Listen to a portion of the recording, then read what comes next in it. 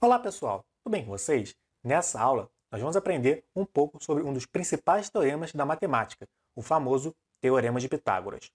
Acredite em mim quando eu digo que este teorema vai te seguir até o final do seu ensino médio ou talvez até da sua faculdade. Mas antes de falarmos do teorema, vamos falar um pouquinho do seu suposto criador, o Pitágoras de Samos. Pitágoras de Samos supostamente foi um grande filósofo e matemático da Grécia Antiga. Teria nascido na ilha grega de Samos por volta de 570 a.C. Teria estudado diversas áreas da ciência, como a matemática, a astronomia, a música, a literatura e a filosofia. Também teria sido orientado por outro famoso matemático chamado Tales de Mileto, aquele do Teorema de Tales, você está lembrado? Pitágoras também teria estudado no Egito Antigo e na Babilônia. E há quem diga que ele foi até a Índia. Ele também teria fundado a chamada Escola Pitagórica, que reunia diversos estudiosos da matemática daquela época. Era uma escola de caráter meio místico, filosófico, meio culto. Para entrar nessa escola, o discípulo deveria doar todos os seus bens para essa instituição. Tá, Eric, mas por que você está falando que supostamente existiu, teria criado? Pô, Pitágoras existiu ou não? Então, na verdade, não se sabe, porque não existe nenhum registro oficial da existência de um homem chamado Pitágoras na Grécia Antiga.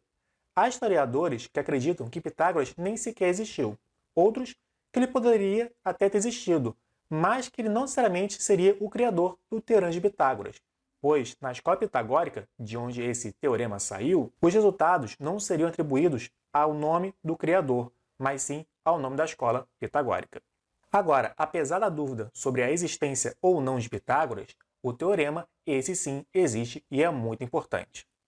O Teorema de Pitágoras estabelece a seguinte relação: em todo triângulo retângulo, como esse da tela, a soma dos quadrados catetos é igual ao quadrado da hipotenusa.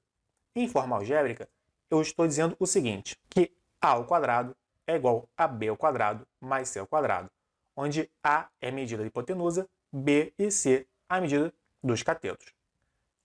Vamos ver agora um exemplo de como que a gente usa este Teorema de Pitágoras. Eu tenho aqui na tela um triângulo retângulo, como a gente pode ver, com o ângulo de 90 graus no vértice A, e eu conheço dois seus catetos, que têm medida 3 e 4. Digamos 3 e 4 centímetros, né? Para a gente ter uma noção de unidade de medida. Eu quero encontrar o x, e o x é a hipotenusa desse triângulo. Então, como é que eu vou fazer?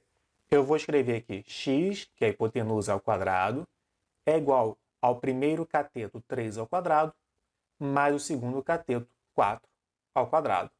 E agora eu faço essa conta.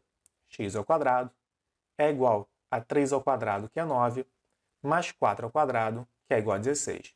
Então, x ao quadrado é igual a 25. Então, x é igual a raiz quadrada de 25. Espera aí, Eric, mas eu sei que quando a gente tem uma equação de segundo grau assim, o x pode ser mais ou menos, né? Pode ter duas respostas. Sim, algebricamente pode ter. Mas lembre-se, estamos falando de medidas. Não existe uma medida menos 5 metros. Você não mede isso.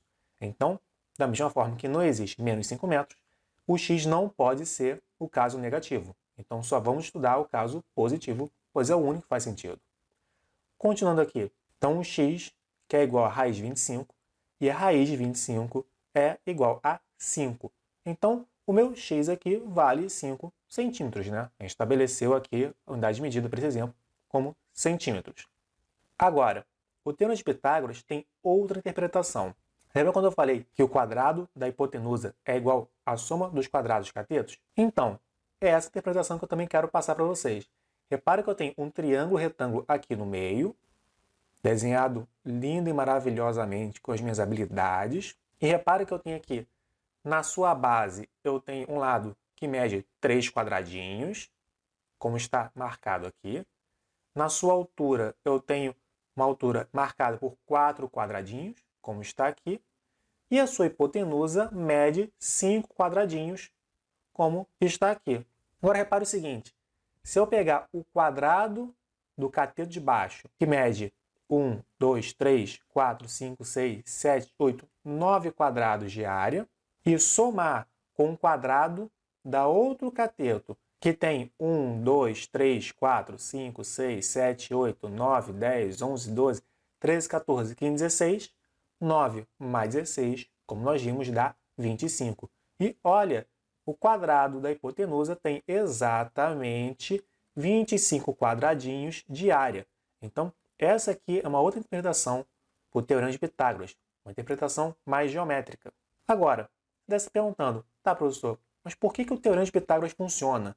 Bom, os gregos da escola pitagórica fizeram uma demonstração, mas existem outras várias demonstrações. O Teorema de Pitágoras é um dos teoremas que tem mais demonstrações na matemática.